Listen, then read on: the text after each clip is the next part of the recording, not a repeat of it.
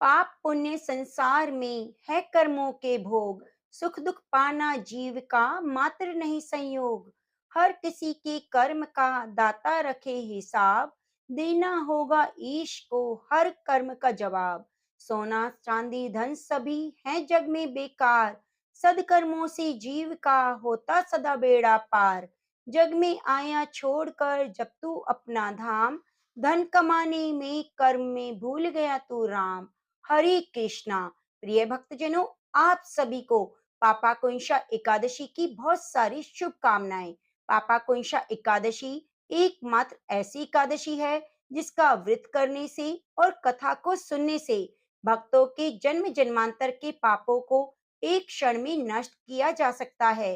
ठाकुर जी की सभी भक्तों को, खासकर ऐसे भक्तों को जो बार बार इस जन्म मरण के चक्कर में नहीं बंधना चाहते, जो भवसागर में बार बार डूबना उतरना नहीं चाहते और अंत में भगवान के बैकुंठ लोक की प्राप्ति चाहते हैं, तो उन्हें सच्चे मन से ठाकुर जी की पूजा करके पापा कुंशा एकादशी का व्रत धारण करके कथा का श्रवण करना चाहिए। जो भक्त इस प्रकार के नियमों का पालन करता है, उसके सभी पापों का नाश ठाकुर जी की कृपा से हो जाता है।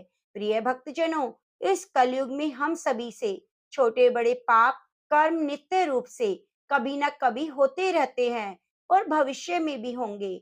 यदि हम इन पापों का प्रायश्चित ना किया जाए तो हमें बार बार इन पापों का दंड भुगतने के लिए पृथ्वी पर जन्म लेते रहना होगा। इसलिए जो भक्त अपने पापों का प्रायश्चित करना चाहते हैं और सदैव ठाकुर जी का आशीर्वाद उन पर बना रहे, तो उन सभी भक्तों को आज के दिन पापा कुंशा एकादशी की इन पावन कथाओं को जरूर सुनना चाहिए। तो प्रिय भक्तजनों, आप कथाओं को सुनकर हरे कृष्णा जरूर लिखिए। एक बार की बात है, एक जगह पर सत्संग चल रहा था। भारी भीड़ इकट्ठी थी। वहीं पर एक संत महाराज प्रवचन दे रहे थे। प्रवचन में संत महाराज जी कह रहे थे, अनजाने में यदि गलती हो तो व्यक्ति को उस बात का आभास नहीं होता, लेकिन पाप तो पाप है, जानबूझकर किया जाए या अनजाने में, व्यक्ति को आभास हो या ना हो, उसका दंड तो अवश्य ही भुगतना पड़ेगा। इसलिए अतीत में तुमसे जो पाप हो गए उनका प्रायश्चित करो और भविष्य में कभी पाप ना करने का संकल्प लो। इस तरह का संत महाराज प्रवचन दे रहे थे और आसपास के सभी भक्तजन बड़ी श्रद्धा और तल्लीनता से सुन रहे थे। प्रवचन समाप्त होने के बाद जब सभी लोग वहां से चले गए, तो एक व्यक्ति वहां पर था जो थोड़ा सा सकुचाते हुए महाराज जी के पास पहुंचा और हाथ जोड़कर बोला, महाराज जी, मैंने प्रवचन तो बहुत ध्यान से सुना, लेकिन अब मेरे मन में एक जिज्ञासा है कि प्रायश्चित करने से पापों का छुटकारा कैसे होगा। आखिर क्या प्रायश्चित में इतनी शक्ति होती है कि जानबूझकर या अनजाने में किए गए सभी पाप प्रायश्चित से नष्ट हो जाते हैं। महाराज जी, मुझे तो इस बात पर बिल्कुल विश्वास नहीं होता। तब संत महाराज ने उस व्यक्ति को अगले दिन आने के लिए कहा और अगले दिन वह व्यक्ति नियत समय पर आया। तब संत महाराज जी उस व्यक्ति को एक नदी के किनारे ले गए। नदी के किनारे पर एक गड्ढा था जिसमें भरा हुआ पानी था जो सड़ रहा था और सड़ान के कारण बहुत बदबू आ रही थी। पानी सड़ने के कारण उसमें कीड़े भी थे। संत महाराज ने उस व्यक्ति को वह सड़ा पानी दिखाया और बोले, भैया, ये पानी देख रहे हो, बताओ ये पानी क्यों सड़ा है। पानी तो कभी सड़ता नहीं, लेकिन यह पानी क्यों सड़ रहा है, यह बात मुझे बताओ। व्यक्ति ने पानी को ध्यान से देखा और बोला, स्वामी जी, पानी एक जगह रुका हुआ है, प्रवाह रुकने के कारण यह पानी एक जगह ठहर गया है और इसी कारण यह सड़ रहा है। तब संत महाराज कहने लगे, बिल्कुल सही कहा। ठीक ऐसे ही सड़े हुए पानी की तरह सारे पाप इकट्ठे हो जाते हैं और वो कष्ट पहुंचाते हैं। जिस तरह बारिश का पानी इस सड़े पानी को बहाकर हटा देता है, उसी प्रकार नदी को पवित्र बना देता है, उसी प्रकार प्रायश्चित रूपी अमृत वर्षा इन सभी पापों को नष्ट करके मन को पवित्र बना देती है। इससे मन शुभ और अच्छे कर्मों के लिए तैयार हो जाता है। ठीक इसी तरह जब कोई व्यक्ति प्रायश्चित करने का संकल्प लेता है, तो उसका मन बदल जाता है और वह व्यक्ति आगे जीवन में कभी गलती नहीं करता जो उसने पिछले जन्म में की है, अपने पिछले समय में की हुई होती है। इसलिए प्रायश्चित व्यक्ति का अतीत और भविष्य दोनों को पवित्र कर देता है। तो प्रिय भक्तजनों, अपने पिछले और अगले जन्म में किए हुए पाप पुण्य के प्रायश्चित के लिए सुनते हैं पापाकुंशा एकादशी की व्रत कथा, जो स्कंद पुराण में वर्णित है। धर्मराज युधिष्ठिर कहने लगे, हे भगवान, अश्विन शुक्ल एकादशी का क्या नाम है? अब आप कृपा करके इसकी विधि और फल कहिए। भगवान श्री कृष्ण कहने लगे, हे युधिष्ठिर, पापों का नाश करने वाली इस एकादशी का नाम पापाकुंशा एकादशी है। हे राजन, इस दिन मनुष्य को विधि पूर्वक भगवान पद्मनाभ की पूजा करनी चाहिए। ये एकादशी मनुष्य को मनवांछित फल देकर स्वर्ग को प्राप्त कराने वाली है। मनुष्य को बहुत दिनों तक कठोर तपस्या से जो फल मिलता है, वह फल भगवान गरुड़ध्वज को नमस्कार करने से प्राप्त हो जाता है। जो मनुष्य अज्ञानवश अनेक पाप करते हैं परंतु हरि को नमस्कार करते हैं, वे नरक में नहीं जाते। विष्णु के नाम के कीर्तन मात्र से संसार के सभी तीर्थों के पुण्यों का फल मिल जाता है। जो मनुष्य धनुषधारी भगवान विष्णु की शरण में जाते हैं, उन्हें कभी भी यम यातना भोगनी नहीं पड़ती। जो मनुष्य वैष्णव होकर शिव की और शैव होकर विष्णु की निंदा करते हैं, वे अवश्य ही नरकवासी होते हैं। सहस्त्रों वाजपेयी और अश्वमेध यज्ञों से जो फल प्राप्त होता है, वे एकादशी के व्रत के 16वें भाग के बराबर भी नहीं होता। संसार में एकादशी के बराबर कोई पुण्य नहीं, इसके बराबर पवित्र 3 लोकों में कुछ भी नहीं। इस एकादशी के बराबर कोई व्रत नहीं। जब तक मनुष्य पद्मनाभ की एकादशी का व्रत नहीं करते, तब तक उनकी देह में पाप वास करते हैं। हे राजन, यह एकादशी स्वर्ग, मोक्ष, आरोग्यता, सुंदर स्त्री, अन्न और धन देने वाली है। एकादशी के व्रत के बराबर गंगा, गया, काशी, कुरुक्षेत्र और पुष्कर भी पुण्यवान नहीं। हरिवासर तथा एकादशी का व्रत करने और जागरण करने से सहसी मनुष्य विष्णु पद को प्राप्त होता है। हे युधिष्ठिर, इस व्रत के करने वाले 10 पीढ़ी मातृपक्ष, 10 पीढ़ी पितृपक्ष, 10 पीढ़ी स्त्री पक्ष, 10 पीढ़ी मित्र पक्ष का उद्धार कर देते हैं। वे दिव्य देह धारण कर चतुर्भुज रूप हो, पीतांबर पहने और हाथ में माला लेकर गरुड़ पर चढ़कर विष्णु लोक को जाते हैं।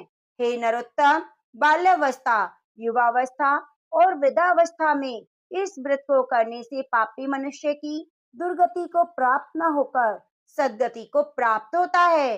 अश्विन मास के शुक्ल पक्ष की इस पापाकुंशा एकादशी का व्रत जो मनुष्य करते हैं, वे अंत समय में हरि लोक को प्राप्त होते हैं तथा समस्त पापों से मुक्त हो जाते हैं। सोना, तिल, भूमि, गो, अन्न, जल, छत्री और जूती दान करने से मनुष्य यमराज को नहीं देखता।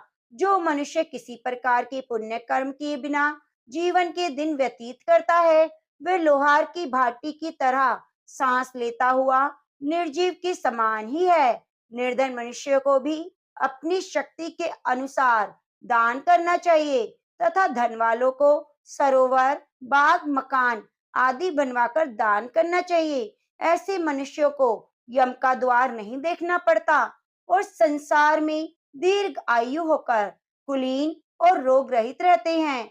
भगवान श्री कृष्ण ने कहा, हे राजन, जो आपने मुझसे पूछा वह मैंने आपको बतलाया।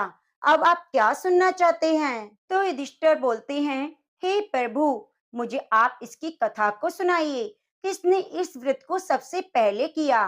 भगवान श्री कृष्ण कहते हैं, प्राचीन समय में विंध्य पर्वत पर क्रोधन नामक एक बहेलिया रहता था।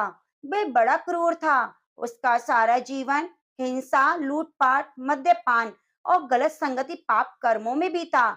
जब उसका अंतिम समय आया, तब यमराज के दूत बहेलिये को लेने आए और यमदूत ने बहेलिये से कहा, कल तुम्हारे जीवन का अंतिम दिन है। हम तुम्हें कल लेने आएंगे। यह बात सुनकर बहेलिया बहुत भयभीत हो गया। महर्षि अंगिरा के आश्रम में पहुंचा और महर्षि अंगिरा के चरणों में गिरकर प्रार्थना करने लगा। हे ऋषिवर, मैंने जीवन भर पाप कर्म किए हैं। कृपया मुझे कोई ऐसा उपाय बताएं जिससे मेरे सारे पाप मिट जाएं और मोक्ष की प्राप्ति हो जाए। उसके निवेदन पर महर्षि अंगिरा ने उसे अश्विन मास के शुक्ल पक्ष की पापा कुंशा एकादशी का व्रत करने को कहा। महर्षि अंगिरा के कहे अनुसार उस बहेलिये ने यह व्रत किया और किए गए सारे पापों से छुटकारा पा लिया। इस व्रत के पूजन से भगवान की कृपा से वह विष्णु लोक को गया। जब यमराज के दूतों ने यह चमत्कार देखा तो बहेलिये को बिना लिए ही यमलोक वापिस चले गए। तो प्रेम से बोलिए तुलसी शालिग्राम की जय हो। अब बड़े ही प्रेम से मनोकामनाओं को पूरी करने वाली कथा को सुनते हैं। इस कथा को पूरा अवश्य सुनिए। एक भागवत कथावाचक ब्राह्मण गांव में कथा बाच रहे थे। उस दिन उन्होंने नंदलाल कन्हैया के सौंदर्य, उनके आभूषणों का बड़ा ही मनमोहक वर्णन किया। उधर से गुजरता हुआ एक चोर भी कथा सुनने बैठ गया। उसने जब आभूषणों के बारे में सुना तो उसे लालच आ गया। उस दिन की कथा समाप्त होने पर पंडित जी को खूब दक्षिणा मिली, जिसे गठरी बनाकर वह उसे लेकर चल दिए। जरा सुनसान में पहुंचे तो चोर सामने आ गया। उसने पंडित जी से पूछा, ये श्याम मनोहर कृष्ण कहाँ रहते हैं? मुझे उनके घर से गहने चुराने हैं, पता बताओ। पंडित जी डर गए, उन्हें अपने सामान का भय हुआ। उन्होंने बुद्धि लगाई और कहा कि कृष्ण का पता मेरे झोले में लिखा है। यहाँ अंधेरा है, थोड़ा उजाले में चलो तो देखकर बताऊंगा। चोर तैयार हो गया, उसे जल्दी थी। पंडित जी ने और चतुराई की अपना बोझा उसके सिर पर लाद दिया और ऐसे स्थान पर पहुंचकर रुके जहां लोगों की आवाजाही ज्यादा थी।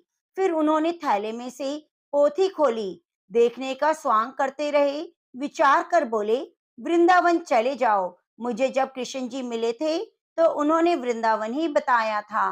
चोर पंडित जी की बात से संतुष्ट हो गया और पंडित जी से आशीर्वाद लेकर विदा हुआ। चोर रास्ता पूछता हुआ वृंदावन चल पड़ा।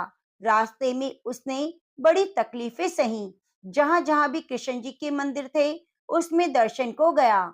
दर्शन किया, वो तो उनके आभूषणों को देखने के लिए जाता था कि आखिर ऐसे आभूषण होंगे कन्हैया के पास। आभूषण निहारने में उसे इतने मंदिरों की भगवान की छवि देख ली कि उसकी खुली आंखों में भी प्रभु नजर आते रहते। रात को मंदिरों में ठहर जाता और वही कुछ प्रसाद खा लेता। माखन चोर भगवान आभूषण चोर पर रीझ गए। चोर के मन में भी प्रभु के आभूषणों के प्रति कामना बढ़ती चली गई। गोपाल उसे जगह जगह दर्शन देते, तरह तरह के आभूषणों से सजे बालकों के रूप में, लेकिन वह उन्हें नहीं लेता तो उसे असली गोपाल के आभूषण चाहिए थे। चोर परेशान कि कब कन्हैया के धाम पहुंचूं और कन्हैया परेशान कि वह इतनी दूर क्यों जा रहा है, जब मैं राह में ही उसे सारे आभूषण दे रहा हूँ। भगवान को भक्त से प्रेम हुआ तो भक्त के मन में बसा चोरी का भाव अनुराग में बदल गया। चोर गोकुल पहुंच गया। एक स्थान पर नदी किनारे भगवान ने उसे गाय चराते उसी रूप में दर्शन दिए जो उसने मंदिरों में देखी थी। जितनी छवि देखी थी सारी एक एक करके दिखा दी। आभूषणों के साथ चोर उनके पैरों में गिर पड़ा। प्रभु ने आभूषण उतार दिए और बोले, लो, तुम इसके लिए व्यर्थ ही इतनी दूर चले आए, मैं तो कब से तुम्हें दे रहा था। चोर बोला, आपको देख लिया तो आभूषणों की चमक फीकी पड़ गई, अब तो आपको ही चुराऊंगा। भगवान हंसे, मुझे चुराओगे, कहाँ लेकर जाओगे? चोर बोला, वाह, तो नहीं पता कि कहाँ लेकर जाऊंगा, लेकिन आभूषण नहीं चाहिए, अब तो मुझे आपकी ही लालसा है। चोर सोचता और प्रभु हंसते रहे। चोर ने बुद्धि दौड़ाई लेकिन कोई स्थान ही ना सूझा। उसे चिंता थी कि इतनी मेहनत से वह इन्हें चुरा ले जाए और फिर सुरक्षा ना कर पाए तो कोई और चुरा लेगा। सोचते सोचते उसे नींद आने लगी। उसे उपाय सूझा, जब तक मैं निर्णय नहीं कर लेता कि आपको कहाँ रखूंगा, आप मुझे रोज दर्शन देते रहो, जिससे मुझे भरोसा रहे कि मेरी चोरी का सामान सुरक्षित है। भगवान खूब हंसे। उन्होंने कहा, ठीक है, ऐसा ही होगा, लेकिन तुम्हें कुछ आभूषण तो लेने होंगे। चोर ने मना कर दिया, पर वो रोज शाम उसे दर्शन देते। वह अपने गांव लौट आया। पंडित जी कथा बाच रहे थे। उन्हें पंडित जी कथा बाच रहे थे। उन्हें सारी बात बताई। यकीन ना हुआ तो शाम को जब प्रभु दर्शन देने आए तो उनका एक आभूषण मांगकर दिखा दिया और साबित कर दिया। पंडित जी बोले, भाई, चोर असली साधु तो तू है। मैं तो कान्हा का नाम लेकर बस कथाएं सुनाता हूँ, आजीविका जुटा रहा हूँ, लेकिन तुमने तो उन्हीं को जीत लिया। यह सुनकर चोर की आंखों से आंसू धर धर टपकने लगे। पंडित जी ने कहा, लुटाकर खुद को जब आए तो तेरी बाकी अदाओं पर दिल के मामले में हम भी अमीर हो गए। तो प्रेम से बोलिए, राधा कृष्ण भगवान की जय हो, बाके बिहारी लाल की जय हो। प्रिय भक्तजनों, अब आइए मनोकामनाओं को पूरी करने वाली गंगाबाई और लाखा जी की कथा को सुनते हैं। भक्त लाखा जी जाति के गौड़ ब्राह्मण थे। राजपुताना के एक छोटे से गांव में उनका घर था। लाखाजी विशेष पढ़े लिखे नहीं थे, परंतु विष्णु सहस्त्रनाम और गीता उनको मुंह जवानी याद थी। भगवान में उनका अटूट विश्वास था। वे खेती का काम करते। इनकी स्त्री खेमाबाई बड़ी साध्वी और पतिव्रता थी। घर का सारा काम तो करती, खेती के काम में भी पति की पूरी सहायता करती, और पति की सेवा किए बिना तो उसका नित्य का व्रत ही पूरा ना होता। वे नित्य प्रातःकाल स्नान करके पति के दाहिने चरण के अंगूठे को धोकर पीती। लाखा जी को संकोच होता, वे मना भी करते, परंतु खेमाबाई के आग्रह के सामने उनकी कुछ न चलती। उनकी दो संतानें थी, एक पुत्र और दूसरी कन्या। पुत्र का नाम देवा और कन्या का नाम गंगाबाई। पुत्र के विवाह की तो जल्दी ना थी, परंतु धर्म भीरु ब्राह्मण को कन्या के विवाह की बड़ी चिंता थी। चेष्टा करते करते समीप के एक गांव में योग्य वर मिल गया। वर के पिता संतोषी ब्राह्मण थे। संबंध हो गया और समय पर लाखा जी ने बड़े चाव से अपनी कन्या गंगाबाई का विवाह उनके साथ करके ससुराल भेज दिया। इस समय गंगाबाई की उम्र 12 वर्ष की थी। देवा उम्र में बड़ा था, परंतु उसका विवाह कन्या के विवाह के 2 साल पीछे किया गया। बहू घर में आई। बहू का नाम था लक्ष्मी। वे स्वभाव में साक्षात लक्ष्मी थी। इस प्रकार लाखा जी सब तरह से सुखी थे। लाखा जी का नियम था रोज सवेरे गीता जी का एक पूरा पाठ करना। रात को सोने से पहले विष्णु सहस्त्र नाम के 50 पाठ कर लेना। उनके मुख से पाठ होता रहता और हाथों से काम। यह नियम जब वे 10 वर्ष के थे तभी पिता ने दिलाया था, जो जीवन भर अखंड रूप से चला। इसी नियम ने उन भगवत विश्वास रूपी परम निधि प्रदान की। सदा दिन एक से ना रहते। ना मालूम प्रारब्ध के किस संयोग से कैसे दिन बदल जाते हैं। लखा जी की जामाता को सांप काट गया और विधि के विधान से 25 वर्ष की युवावस्था में भी अपनी 22 वर्ष की पत्नी और माता पिता को छोड़कर चल बसे।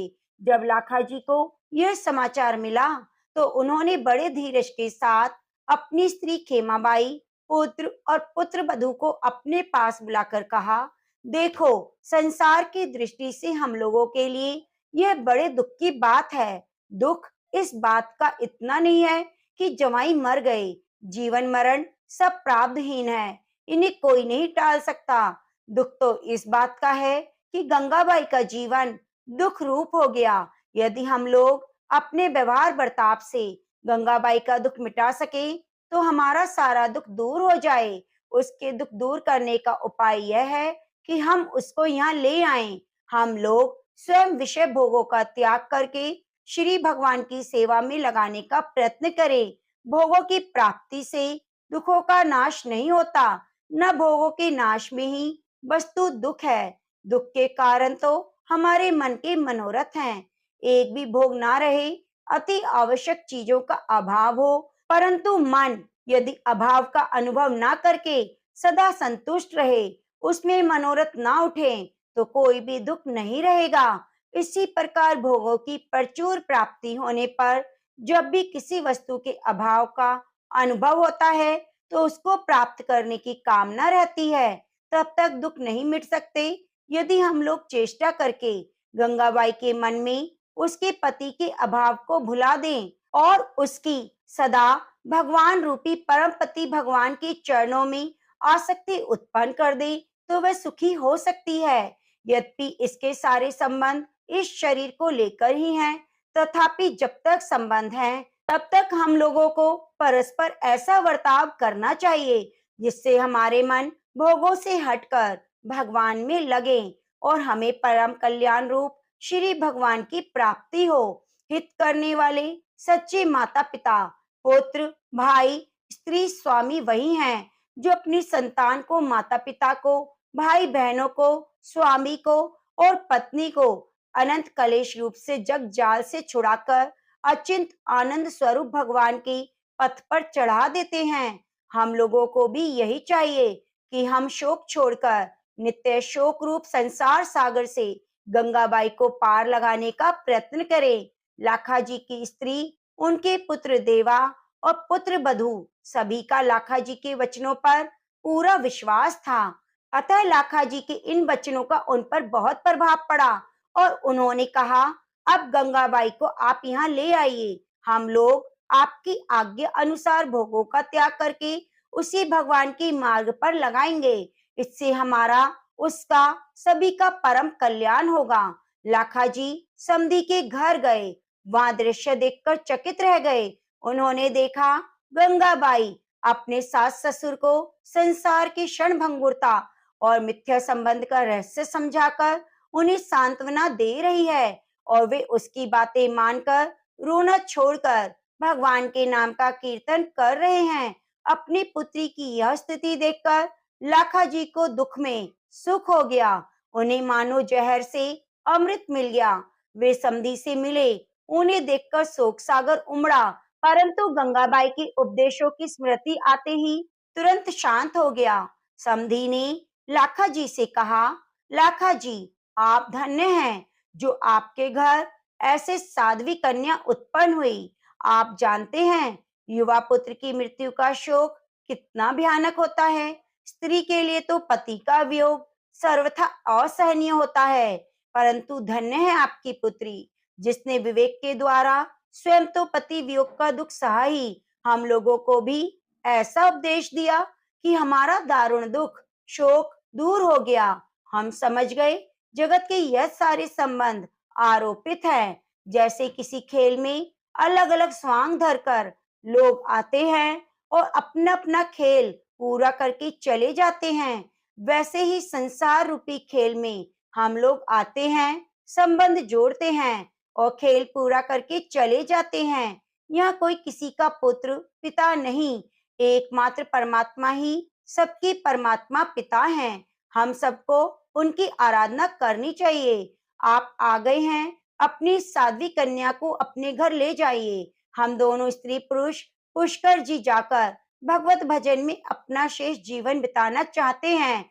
आपकी पुत्री हमारे साथ जाने का आग्रह करती है, परंतु हमारे मन में भगवान की ऐसी प्रेरणा है कि वह आपके पास रहे।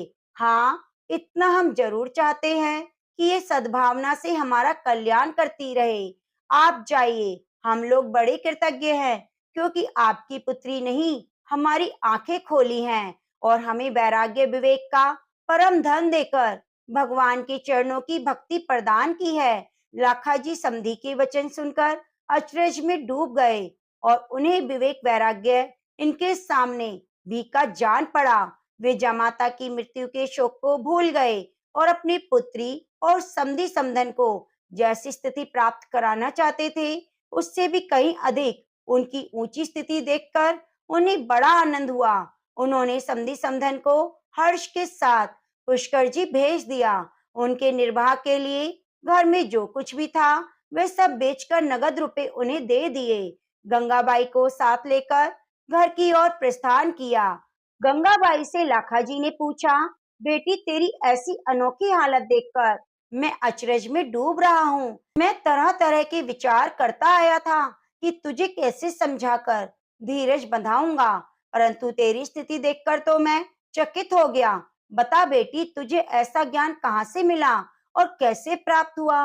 गंगाबाई ने कहा, पिताजी, यह सब आपकी भक्ति और भजन का प्रताप है। आप रोज जो पूरी गीता और विष्णु सहस्त्र नाम के 50 पाठ करते हैं, उन्हीं के प्रताप से भगवान में मुझे इतना विश्वास हुआ। उन्हीं के प्रताप से भगवान ने मुझको विश्वास प्रदान किया और अपनी कृपा के दर्शन कराए। आपकी कृपा से भैया और मैं, हम दोनों ने विष्णु सहस्त्र नाम मुंह जवानी याद कर लिया था। यहाँ आकर मैं जहां तक मुझसे बनता, निरंतर मन ही मन विष्णु सहस्त्र नाम का पाठ करती। आपके जमाता की मृत्यु के 3 दिन पहले भगवान ने मुझको स्वप्न में दर्शन देकर कहा, बेटी, तेरे पति की आयु पूरी हो चुकी है। वह मेरा भक्त है। तेरे साथ कोई पूर्व संबंध का संयोग शेष था, इसी से उसने जन्म लिया। अब इसे 3 दिन बाद सांप डसेगा। उस समय तू मेरा सहस्त्र नाम गीता सुनाती रहना। ऐसा करने से इसका कल्याण हो जाएगा और मेरे धाम को प्राप्त होगा। मैं तुझे वरदान देता हूँ, तुझे शोक नहीं होगा। तुझे सच्चा वैराग्य और ज्ञान प्राप्त होगा। तेरे उपदेश से तेरे सास ससुर भी कल्याण पथ के पथिक होकर अंत में मुझको प्राप्त करेंगे। तू जीवन भर मेरी भक्ति करती हुई अपने माता पिता, भाई भौजाई के साथ मेरे परम धाम को प्राप्त होगी। पिताजी, इतना कहकर भगवान अंतर ध्यान हो गए। मैं जाग पड़ी। मानो उसी समय से मुझे ज्ञान का प्रकाश मिल गया। शोक मोह से छूटकर पति के कल्याण में लग गई। मैंने व्रत धारण किया और रातों जागकर पति देवता को गीता सहस्त्र नाम सुनाती रही। तीसरे दिन पतिदेव स्नान करके तुलसी जी को जल दे रहे थे। मैं उनके पास खड़ी रही, सहस्त्र नाम का पाठ करती रही। वे भी भगवान का नाम लेते रहे। इसी समय अचानक एक काल सर्प ने उनके पैर को डस लिया और देखते ही देखते ब्रह्मांड फटकर उनके प्राण पखेरु उड़ गए। अंतिम श्वास में मैंने सुना, उनके मुख से नारायण नाम निकला और कान में विष्णु सहस्त्र नाम के नामों का प्रवेश किया। उनकी आंखें खुल गई। मैंने देखा श्री भगवान चतुर्भुज रूप उनकी आंखों के सामने विराजित हैं। इतने में ही जोर की ध्वनि हुई, उनका कपाल फट गया। पिताजी, पति देव की मृत्यु ने मेरे मन में भगवत विश्वास का समुद्र लहरा दिया। अब मैं उसी में डूब रही हूँ। आप मेरी सहायता कीजिए, जिससे मैं सदा इसी में डूबी रहूं। आप लोग मेरा साथ तो देंगे। लाखा जी पुण्य की गंगा में पुण्य पूर्ण वाणी सुनकर गदगद हो गए। उनकी आंखों से आनंद के आंसू बह चले। पिता पुत्री घर आए। माता और भाई भौजाई से मिलकर गंगाबाई ने उन्हें शांता प्रदान की। लाखा जी और खेमाबाई तो उसे दिन से विरक्त होकर समस्त दिन भगवान का भजन करने लगे। घर की सारी संभाल गंगाबाई करने लगी। भाई भौजाई प्रत्येक काम उसकी आज्ञा लेकर करते। वे घर की मालकिन बन गई और भाई भौजाई को परामर्श में राह दिखाकर विघ्नों से बचाकर ले जाने वाली चतुर प्रदर्शिका बन गई। देवाजी और भाभी लक्ष्मी दोनों गंगाबाई की अनुसार माता पिता की सेवा करते हुए गंगाबाई की सेवा करते। सब समय भगवान का स्मरण करते हुए भगवत सेवा के भाव से ही घर का सारा काम करते। उन्होंने भोगों को त्याग दिया और पूर्ण रूप से सादा सीधा नियम पूर्ण जीवन बिताने लगे। उनका घर संतों का पावन आश्रम बन गया। देवी संपदा के गुण सब में स्वाभाविक सिद्ध हो जाते हैं। घर में दोनों समय भगवान बाल कृष्ण की पूजा होती और उन्हें भोग लगाकर सब लोग प्रसाद पाते। इस प्रकार जीवन पवित्र हो गया। लगभग 25 वर्ष बाद लाखा जी और खेमाबाई ने एक ही दिन श्री भगवान का नाम जपते हुए भगवान की मूर्ति के सामने शरीर त्याग दिया। देवाजी ने उनका शास्त्रोक्त रीति से अंत्येष्टि संस्कार और श्राद्ध किया। पुत्र, पुत्र वधू और कन्या ने उनके लिए 3000 विष्णु सहस्त्र नाम के पाठ किए। माता पिता की मृत्यु के बाद बहन भाई भौजाई तीनों भगवान के भजन में लगे। भाई भौजाई के विशेष अनुरोध करने पर एक दिन गंगाबाई ने भगवान से प्रकट होकर दर्शन देने की प्रार्थना की। भगवान ने प्रार्थना सुनी और प्रत्यक्ष प्रकट होकर तीनों भक्तों को अपने दिव्य रूप के दर्शन कराए। वे तीनों भगवान के प्रत्यक्ष दर्शन पाकर कृतार्थ हो गए और भगवत सेवा में अपना शेष जीवन व्यतीत करने लगे। अंत में भगवान के परम धाम को चले गए। तो प्रेम से बोलिए, लक्ष्मी नारायण भगवान की जय हो, राधा कृष्ण भगवान की जय हो। ओम नमः शिवाय।